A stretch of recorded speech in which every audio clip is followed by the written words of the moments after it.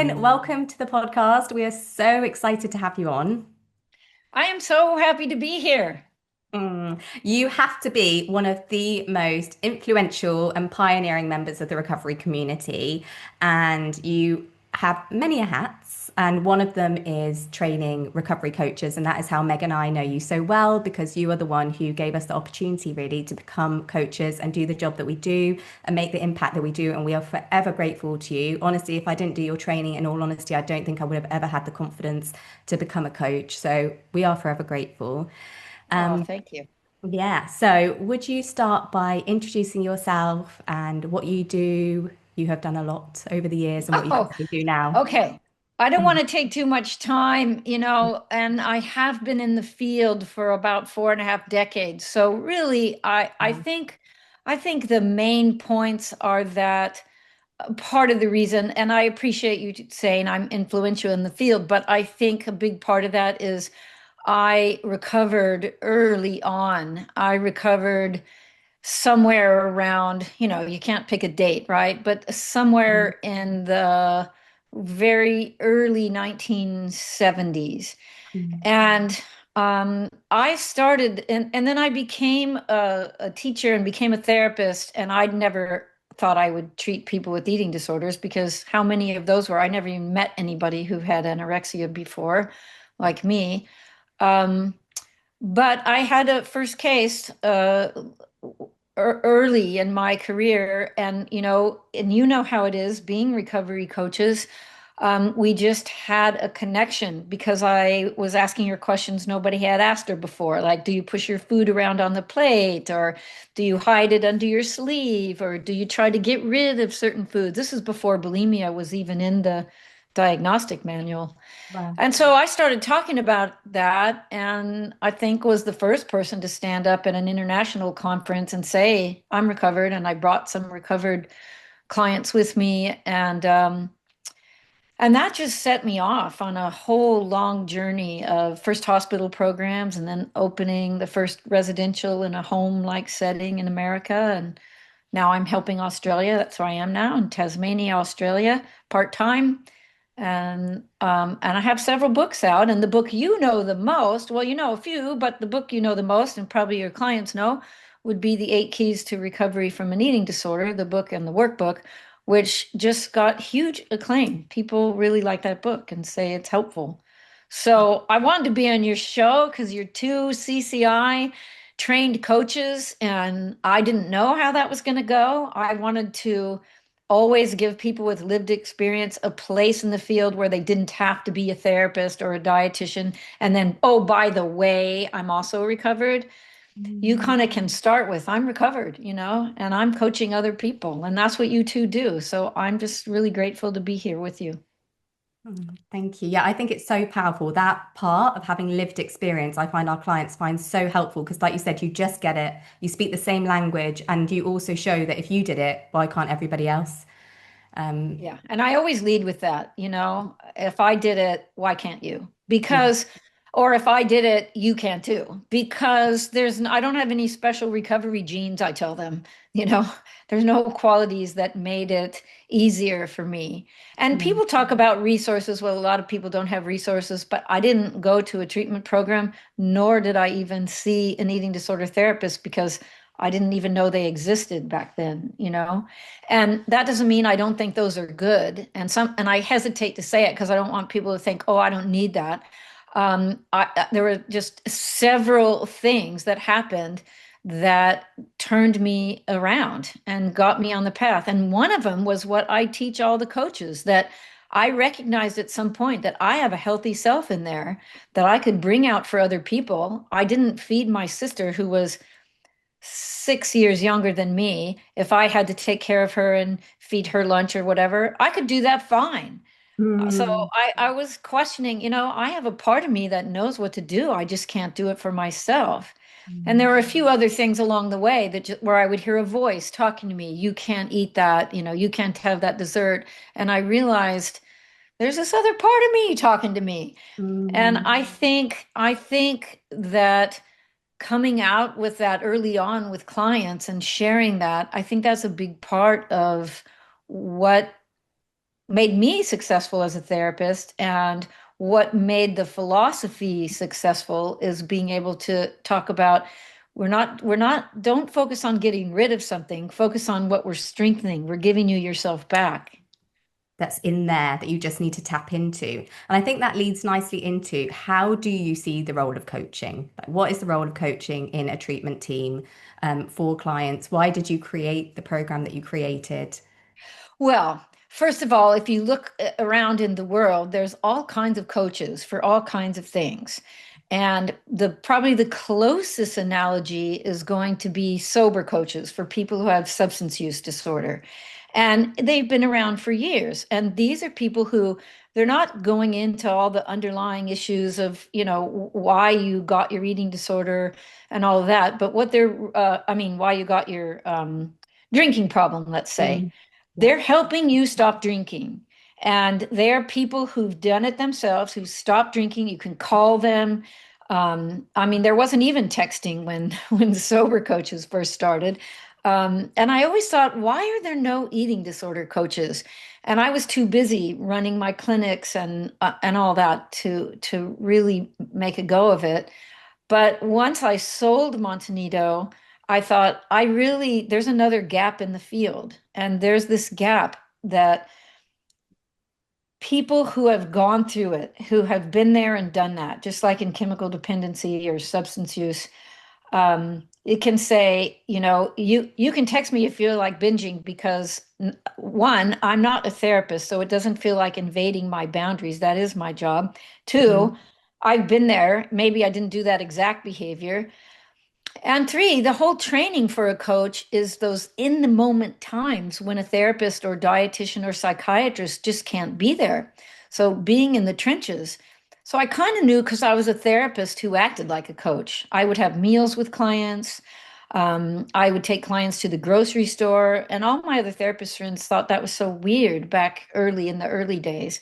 And I have to admit, it was kind of hard to do with a full caseload of clients. I couldn't, there'd be like, okay, this week you and I will go to a lunch together. You know what I mean? Coaches can set it up and do that kind of thing all the time with people. And transitions from treatment centers, for example, when someone's getting out of a treatment center and they've had 24/7 care and they're going back to what, once a week or twice a week sessions, there's a huge drop off in what they gained and what they can sustain.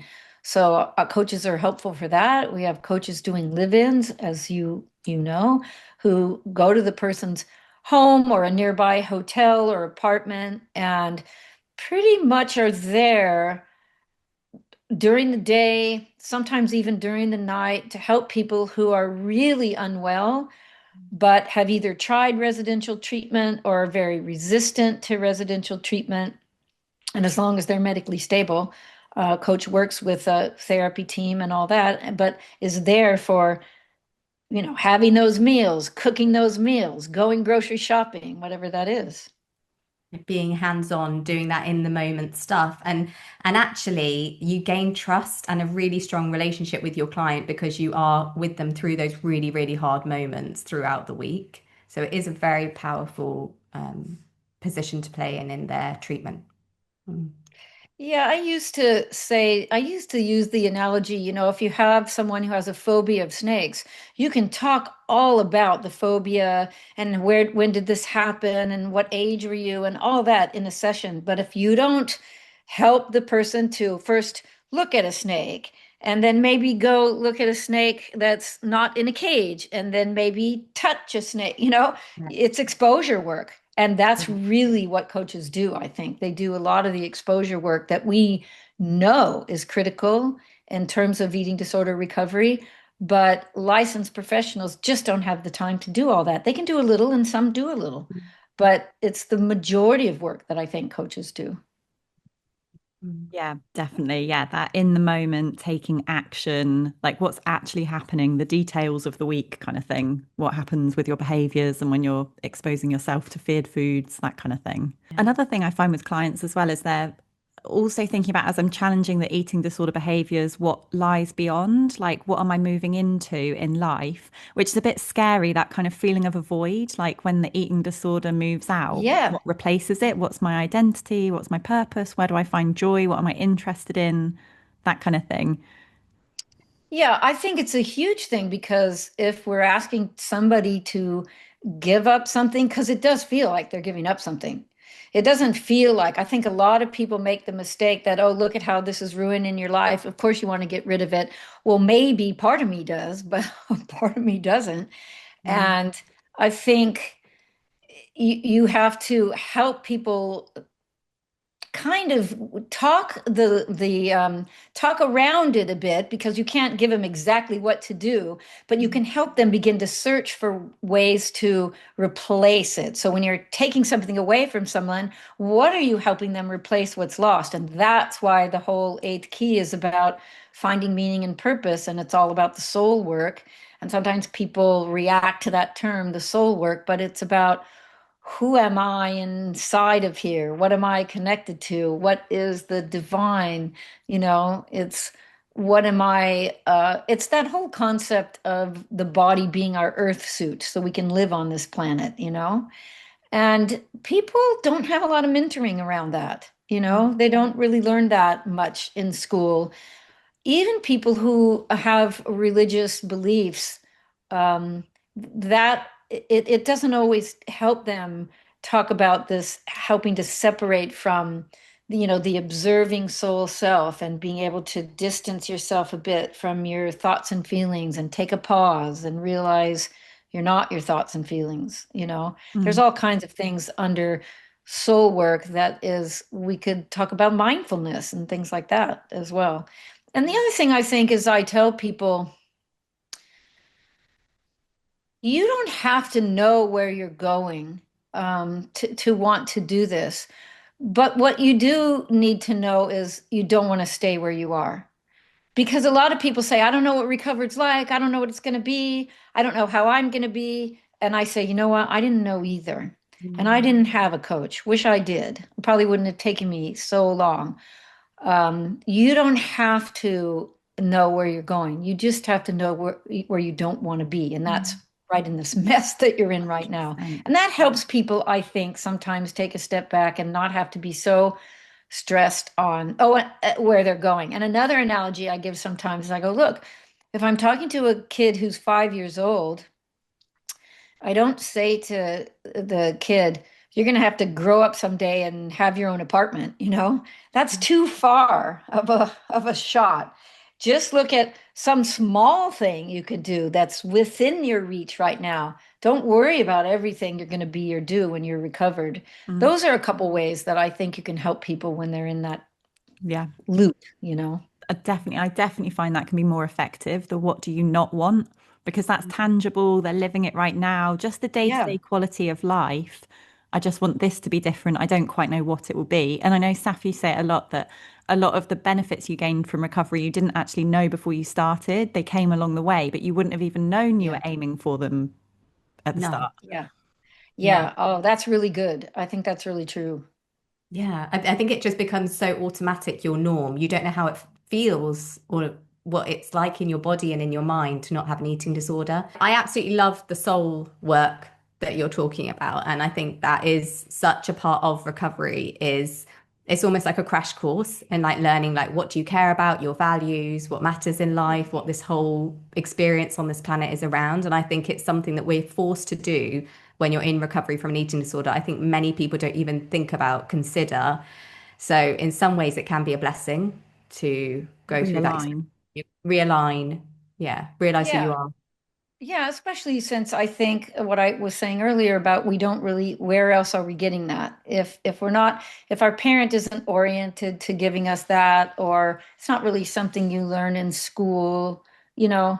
So it's nice to have a part of the recovery work help people take a look at that, begin to explore that a bit. I was a teacher and I used to in a very gentle kind of non religious way, obviously, used to kind of explain that to my kids in my class, and they loved it. Like just talking about like coming to this world and this earth and like what's your purpose Exactly. here and all this kind of stuff. Because I thought, well, I could keep talking about physics and this kind of stuff, but actually, what do they need to know for life? And I think it is really important. I wish more of that kind of stuff was done in school because it's the things that we start to have to learn as adults. Mm. Well, Also, that's true. And I often think if a lot of people had a lot of this stuff when they were kids, maybe it is a protective factor, Yeah. for Yeah. even developing an eating disorder. Like if you really cherish your earth suit, it's a whole different thing. You pay more attention to it in a way that you're not a body that happens to have a soul. You're a soul and you have this body to house it in and to do all the things on the planet that you want to do, you know? So I think it is an important part, but obviously, we weave that into the work because Mm. sometimes when someone is so distraught and they're binging and purging a lot, it's hard to even get them to even think about focusing on that. So I think you kind of go like this with the work, up and down for when you weave in parts like that and you weave in a specific, okay, we're going to target your after dark binges, mm, like, you pick a specific behavior to target and say, that's what I can really do with you as a Mm. coach. And I'm still kind of struck by how many times people are in therapy and they're not doing that work. They're not actually targeting and Behaviors. coming back to and, you know, texting or, Mm. really working hard at the behavioral piece. Mm. But mm, that's what CBT brought to the field. Mm. But I think to think about life and what's beyond, you kind of need to make space for it as well. Like sometimes people Yeah, kind of want their cake and eat it. Like, how can I keep my eating disorder and build a meaningful, full life? But it's yeah, not. You have to create space. Like an eating disorder is all consuming. You can't be engaging in eating disorder behaviors and be interested in the world and laugh and have fun and joy. You kind of have to tackle the yeah. behaviors and create some space for life to move I in. mean, I think that the people get trapped because they get away with doing it for a little while. mm, I think you can get away with doing that. I think I did a bit in the beginning, but over time, an eating yeah, disorder doesn't just stay here. Like you can keep it yeah, in a box and just bring it out when you want. An yeah, eating disorder starts to, the longer you have it, the more of an identity you become, the more yeah, identified you become with it. And the more the healthy self gets repressed and your brain gets rewired. Hello, your show. And I love that you talk about that because we constantly have to, if you're going to do new wiring, you got to have space for it. And yeah, so I think people can get tricked a bit thinking they can do both, or the person who has a family and feeds her kids fine and all that and still has an eating disorder going on, but she's like, but my kids are fine, but only for a certain period of time. Does Mm. that ever stay true? I never oh, see it, yeah. oh, it works out all fine in the end because things get worse. But it's also like the lived experience of it. Even if you're ticking boxes, like on the surface or on paper, you're engaging in things, but you're not fully present. Like, yes, you can have Right. a conversation with a person, but you're thinking about dinner in the back of your head. Like, it's a different Yeah. experience. You're not living it in color. It's like a stencil of the life. Yeah. I would agree with that. And I often talk about, when I'm in a session with somebody, and sometimes I'll do things like bring in some kind of food and have it on the plate, like a piece of cake sitting there. And then partway in the session, I'll ask, tell me all the thoughts you've had about that cake, but you haven't said. And then they'll Mm, tell me, oh, I thought you were going to make me eat it, or I wondered if you ate it, or if you're having any, are we going to share that? You're going to split it? What am I going to do? She asked me to eat it. And I said, all that was going on while we were just sitting here having a conversation. That's your mm, life. That's what yeah, happens with an eating disorder. Yeah. So that was a that's good powerful. reminder of that. That's so powerful, isn't it? Yeah, what a good way to share it. And Carolyn, something I appreciate about the work you do so much is I think you have been one of the strongest voices in putting out there that full recovery is possible, no matter your age, no matter which Yeah. eating disorder you have, full recovery is possible for everybody. Can you share what full recovery looks like? Does it mean never getting a thought? what does it look like so people kind of know what they're shooting for? Yeah, well, I'll tell you the definition because I was pushed. Let me see if I can quote it. I've said it so many times. But let me talk about it a little bit first. I think it would be unfair to say it depends on what you mean by a thought, like what's an eating disorder thought, because waking up and thinking, oh my gosh, I just got back from Italy and my clothes don't fit anymore. That's not an eating disorder thought. It's a body image thought. But millions and millions and millions of people have body image thoughts and don't have eating disorders. But is the thought, I have to not eat breakfast, or I have to go to all diet foods, or does the thought become more of an action statement and then a behavior? So I used to, people were uncomfortable at thinking you could be recovered because they would say, but it's not like you never have a body image thought again. I go, yeah, but I'm not asking people with eating disorders to be better than normal people. Normal people have thoughts about their body living in this culture. It's hard not to. In fact, I think when people are recovered from an eating disorder, they're often better at dealing with diet culture and all that stuff because they're over it at this point. But for me, because I was really pushed to the task on this, is that being recovered is when you can accept your natural, God-given, whatever you want to call it, weight and shape, and no longer have a self-destructive relationship with food or exercise. And in fact, when you're recovered, food and weight take their proper perspective in your life, and numbers are of little or no importance. And when you're recovered, you will no longer, but you can care about how you look, but you'll no longer betray your soul or compromise your health to look a certain way or reach a certain number on the scale. And then the last part of it is when recovered, you no longer use eating disorder behaviors to deal with, distract from, or cope with other problems.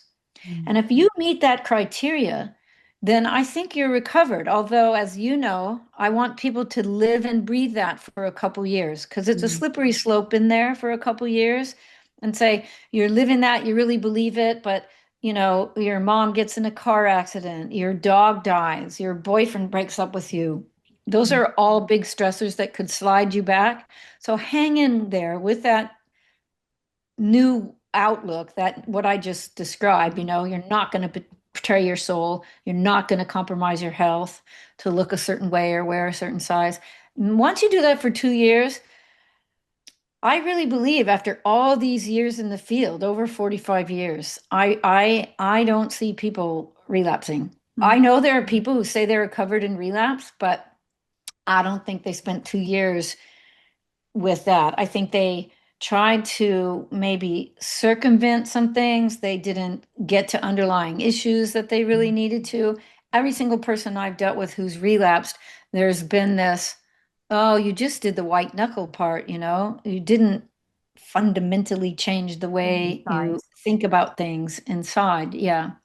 So, that's the best I could do. It doesn't include ARFID because I wrote that definition before ARFID was even in the DSM, and and ARFID, people with ARFID sometimes develop weight and shape issues, and it's a part of their presentation. But a lot of times, people with the avoidant restrictive food intake disorder are doing it for texture reasons or touch, taste, sensuality issues. Neurodivergent. There's just different reasons. So when I say that definition about what recovered is, you have to leave that part out. You have to leave the weight and shape part out for ARFID. I've been thinking about, maybe I need to write something for being recovered from ARFID because I know people are recovered from ARFID too.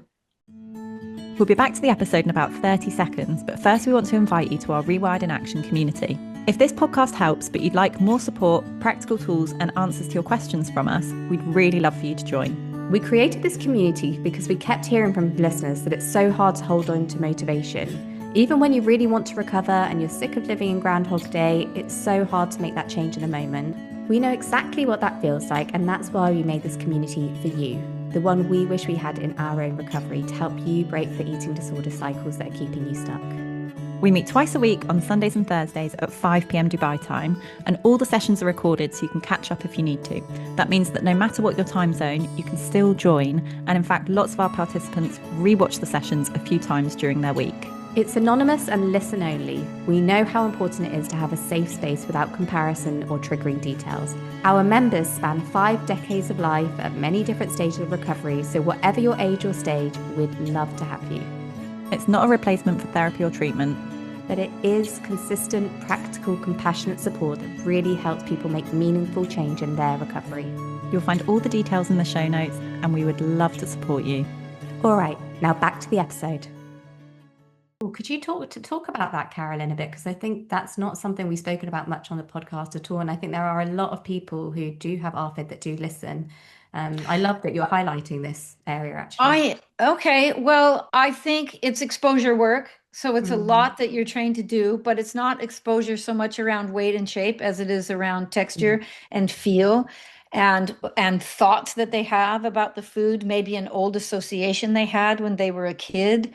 If someone coughed on a certain kind of white, chewy food or some, and with ARFID, there's kind of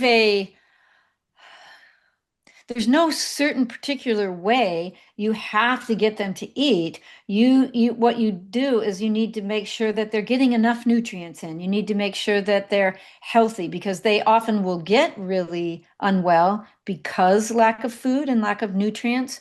But it's not because they wanted to lose weight. It's because they're just uncomfortable eating, the whole idea of eating, or they don't feel hungry, or there's only 5 foods that they like. So you do a lot of exposure work, helping them bit by bit get over that, associate it with something positive, like a song they like or something like that. There's all kinds of ways to deal with exposure, just like you would with someone with anorexia. You're trying to add back foods, but basically that client's afraid the food's going to make them fat. This client is afraid they're going to be uncomfortable. They're not going to like it. Why should they eat something that they can't stand the texture of, like that? And you do it bits at a time. That's why I actually think coaches are already trained to deal with ARFID, because they're trained to do exposure work. It's just for a different reason. Different underlying fear. Yeah. Thank you. Just returning to the definition of recovered, which I love, especially love, like not sacrificing your soul, that kind of thing, the life that you want to live. Do you think there's a role as well for protection? It might not be an intentional relapse or an intentional trying to manipulate your body or control food, but that you know yourself that you've still got the same genetics, you might still have the same underlying personality traits, or you've still got like a threshold of health.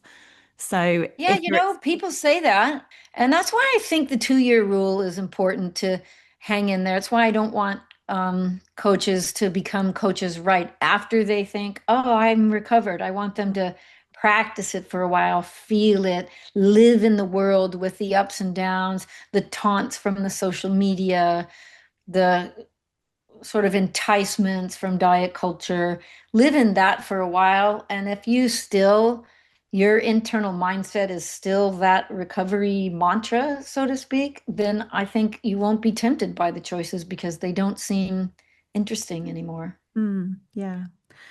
I mean, I'll just like share personally, I definitely for myself do think about protection, because like I've been recovered years and years and years, but when I go through a difficult time, stress, even something that's going to cause like stress, anxiety and illness, something like that, I would be conscious of, I also think err on the side of caution. Like I'd be conscious of a threshold to make sure like, okay, I need to be a bit more mechanical with my eating, or I need to keep my weight above a certain point, something like that. Day-to-day life when things are good, not at all, I can rely on intuition. But if there's a moment when my intuition kind of fails me around eating, then I would think like, okay, just you need a bit of a safety net, or you need Yeah, you something know to be what? protective. Okay, good point. That's why I use the term conscious eating instead of intuitive eating, because I think there are people, Yeah. and I'm the same way. I tend to be an anxious type. So, like when I was writing my books, I could go for hours, writing and writing, go, oh, it's past lunchtime. So I consciously make a decision to set an alarm to trigger me to, have a meal or whatever. So, but I don't call that protection as much as I call it my understanding of myself. Okay, let Mm. me think about this for a minute. I just, I want to be um, conscious when I think it's important to be, and I want to be intuitive also. Yeah. So, conscious eating isn't opposite of intuitive eating. Intuitive eating is a part of it. And I call it conscious eating because there's awareness and there's knowledge. So I have knowledge about myself that I can get lost in a project or Mm. if I get sick or whatever. Um, but I never really saw that as protecting myself because I don't think I would go into an eating disorder, but I might very well skip meals or things like that. I Mm. suppose it depends on the length of time you have something, and I suppose the languaging around it makes a Mm, difference, you I know. think Yeah. it's the languaging because I think what you're saying is that actually it's about knowing yourself and it's about that you're not actually interested in ever going down that route, which is what you're saying, Meg. Like you just know that you'd never go down that route. And I think I have a very similar kind of story to you there, Carolyn, where you said you went through that horrible illness. In my third pregnancy, I was really, really sick, really, really unwell and lost weight. Meg had very similar experiences. And it's not like it triggered my eating disorder. In fact, I got really upset that I wasn't able to eat or to able to keep everything down. And as soon as I could, I definitely enjoyed kind of getting back to where my body wanted to be. So I know exactly what you mean. It doesn't kind of like trigger it, but but also what you're saying, Meg, of the case of, yeah, you just know yourself that you Yeah. know the behaviors of And what you. and that's why I like talking about the genetic traits because I'm definitely not recovered from my anxious or Yeah, like I like to Genetics. call it high same, energy, right? I'm same. not recovered from I get a little obsessive, so that's why probably, Bruce, my husband will tell me I'll spend like 15 hours on an hour lecture, preparing it, or Wow. even more. You know what I mean? Yeah, Like yeah. I still have my traits, but it's that thing of taking your traits from the darkness to the light, that are they assets, are they liabilities? So when you know yourself, and I think this is a big part of our work, and I think it's a part Mm. of lived experience, is telling people, yeah, I used to put all my anxiety and anxiousness on what's the number on the scale, how many calories are in that food I'm eating, all that. And now I still have those traits, but Mm. that's not what I apply it to. I apply it to all these other things. And Mm. one of the things I do to take care of myself is I'm a person who can get lost in a project. So I'll make sure that I go to the store ahead of time so there's food in the house. So I'm not, oh, it's 5 o'clock and I don't have anything. That's planning and preparing. The only reason I shy away from call it protecting is because I think people, I want people to really get that there comes a time when you're recovered, when you just feel like, I don't care what could happen to me. I'm not going back to that. I mean, Mm. both my Mm. parents died. Two of my best friends in my whole life, my dogs died.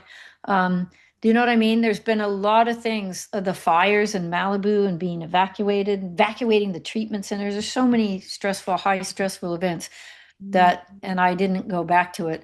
But I am conscious about my genetic traits and where I have vulnerabilities.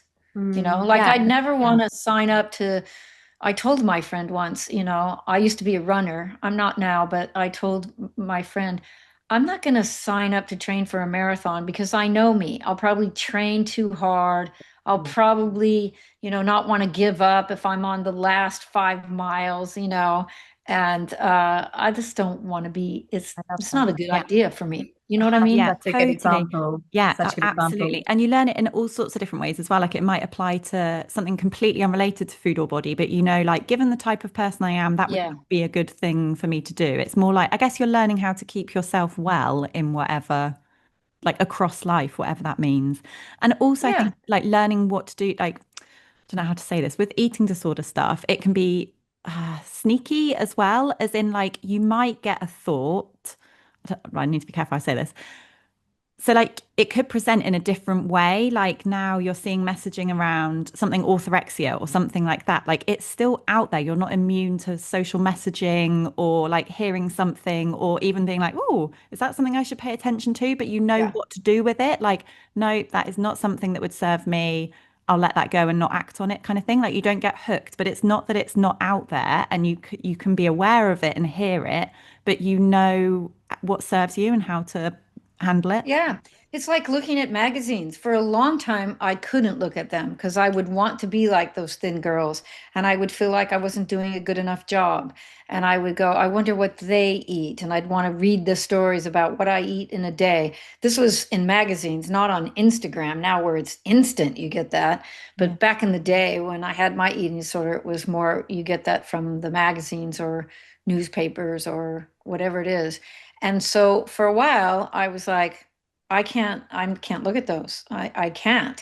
Now I don't want to look at them. Yeah. I don't want to pick up the magazines. If I'm reading a story in a magazine about something I'm interested in, and then there's some story about that, I go, "Ugh, I don't want to know. Right. Yeah. But I think there's a vulnerable time. I think there's times when you are vulnerable to, and that's why I go like with the 2 year thing. And I never had magazines at my treatment centers because I said, I want to give you the antidote to that. I want to take you for walks in nature. I want to take you out to work with the horses. Mm. We would do things, well, like you were talking about earlier. What do you bring in? If you're trying to get rid of something that is been there for you and for good reasons. People don't develop eating disorders because they're fools. There's something it's doing for them. And if we're taking that away, it's good to replace it with something else, you know? One part people really struggle with in recovery is how uncomfortable it can feel. And that feels like a fact. It feels like, well, this can't be right if I'm Mm. feeling this uncomfortable. All my thoughts are telling me it's wrong. My body's telling me it's wrong. So, how do you help people to cope with that kind of level of discomfort?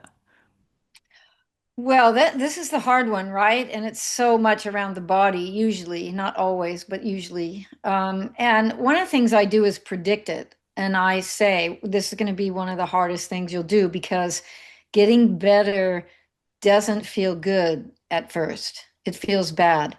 And it's one of the few illnesses. Like if you have any other illness and you start to get better, you're like thanking the person who's helping you, Mm. you know? But if you have an eating disorder and you're getting better, like eating food and keeping it that you haven't eaten for a long time and you notice your weight goes up, you're not thanking the person, you're freaking out a bit.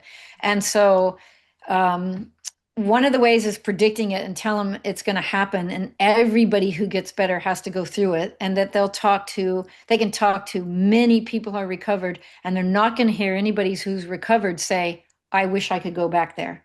I mean, that is a really good way of saying it's like a woman giving childbirth. It hurts. It's painful giving birth. And women have one baby and then they have another one and have another one. You guys know. So Crazy. you say the amount of joy and freedom and everything you're going to get on the other side is worth the pain that you have to go through to have this happen in your life. And the other thing is, I always do the healthy self eating disorder self thing. What would you tell your best friend or your baby sister who said, I don't want to go through the pain of getting better? And you can use eating disorder, but you can use another analogy, like I don't want to go through the pain of, I don't know, wearing a cast on my leg for 5 months. But what's on the other side of that is worth it. There's a lot of stuff you have to deal with if you're on crutches and you have a cast and ugh.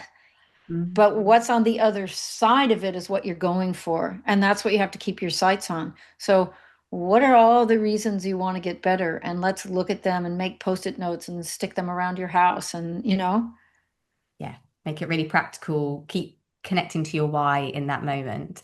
And Karen, are there any particular tools from the Eight Keys book, any homeworks or in the moment tools that you would suggest that people use to kind of connect to that why and overcome that discomfort? Well, actually, my favorite, if Mm. I could only give people one thing, it would be the dialoguing between their eating disorder self and their healthy self. Mm. That rewires the brain. That brings the healthy self forward. And people often will talk about it, they'll read it, but they won't do the homework. They won't do the assignment where they actually write it down. What did my eating disorder self say? And write back, what would you say back? And use the healthy self that you would bring out for other people. So they have to really rewire the brain. You can do it in dialogue, but I think when the dialogue starts, the person stops themselves. Like they'll start to say it, and then they'll go, yeah, but I can tell her that, but I don't believe it myself. Yeah. That's an initial thing that they do, and it stops them. And I go, Mm. stop. You got to knock that out of the way and keep going. Keep Right. writing. Don't just say Mm. I'll never use this because I'm not going to believe it myself. Get your healthy self to practice saying it, because the more you do that, the more you are bringing it forward. You're making the statement. You're creating that pathway in the brain.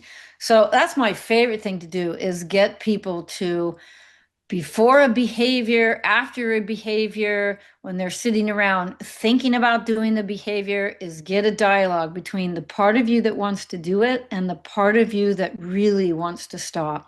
The part of you that's going to the coach or the therapist or whatever, or wants to do it for your kids. It doesn't even matter if you want to do it for your kids or your husband or whatever. I'll take what I can get, whatever Mm. the reason.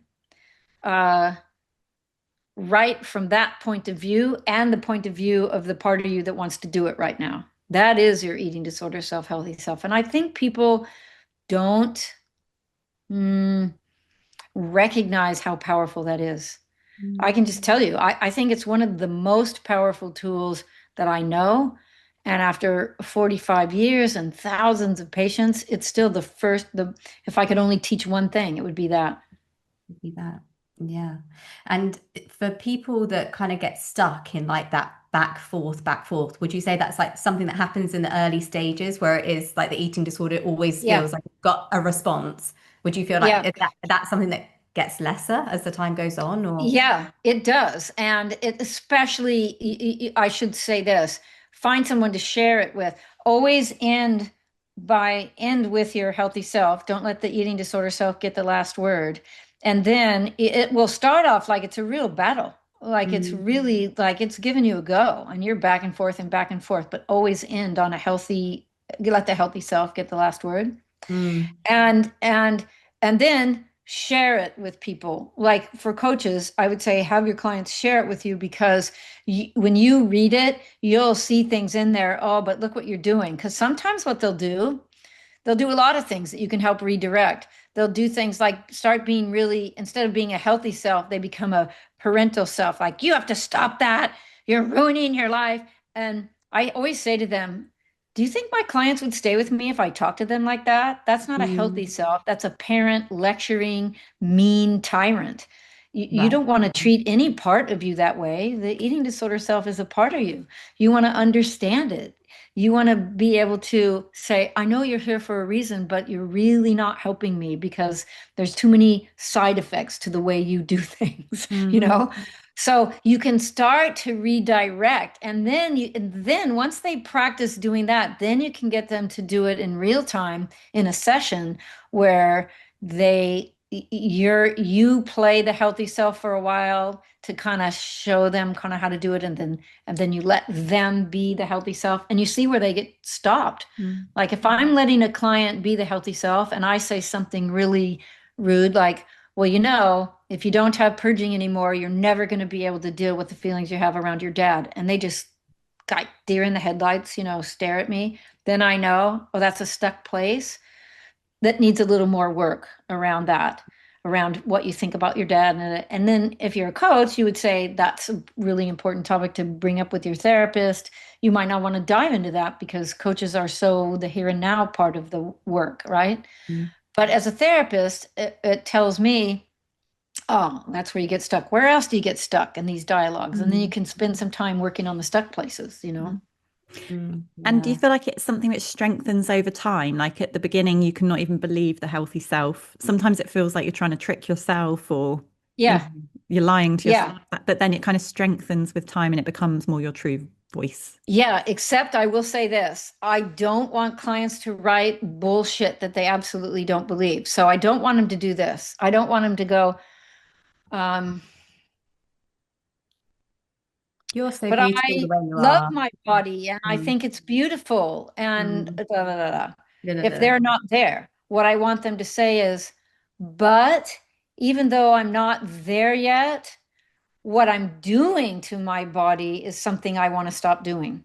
Mhm. Mm, Because if they just write makeup BS stuff for you, it's not going to work. It has to be something they believe, but it doesn't have to be a big far shot. It can be even be, well, I'd like to try another option because the options that I've been trying so far have not made me feel better or mm, have made me lose friends or whatever. They don't have to do a whole healthy self. You can eat this and that, and you'll like it because it's good for you. They don't have to do that. They mm. just have to do something that is a counter action to what the eating disorder self is telling them to do. Yeah. Even if they say, well, I just want to trust Carolyn for I'm just going to give her Mm, the chance for a month and trust and see. Even if they write that, if I have someone who I'm saying, okay, oh, they need to add some kind of starchy carbohydrates because they've been restricting them. And I say, I want you to do it 1 meal a day. And then they start having this thoughts about I can't do that, I'm breaking the rules, I will be out of control. Okay, what do you say back? Even if the only thing they can say is, I told Carolyn I would do this, I just want to trust for a while, I'm going to give it a try, that's enough.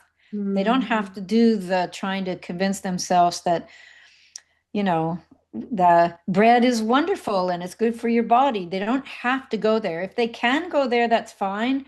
But I'm glad you asked this question because I'm really clear about them not wanting to just do the assignment to do the assignment and put a bunch of mm. BS in there. Mm, And That's so what I say is you start with those small things and then they kind of get bigger. You think of bigger things to say. And then mm. maybe you have something that you believe sometime, but not all the time. But Yeah, you write that down too, because sometimes you believe that. yeah, And then you definitely believe it for other people. So now we're going to talk about why do you believe it for everyone else? Like you wouldn't make yeah. all your friends throw up pizza if they had it. So why do you continue to say, well, it's not for my friends, but it's for me?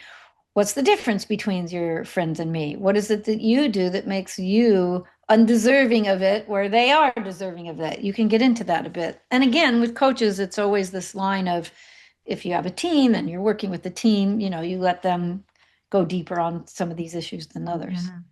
Yeah, I yeah. say to people, like, even if it's something you ultimately believe or ultimately want, because I have clients that can't even connect to their like most heartfelt goals in the moment, like things they Yeah. desperately want in life and they know they want it, but Yeah. on the spot in front of the thing they're scared of, it goes out the window and they don't want it. Yeah. But if there's a bit of you that ultimately wants it, or you in a year from now will want it, you not faced with this food wants it, like it is your core values or it is in there.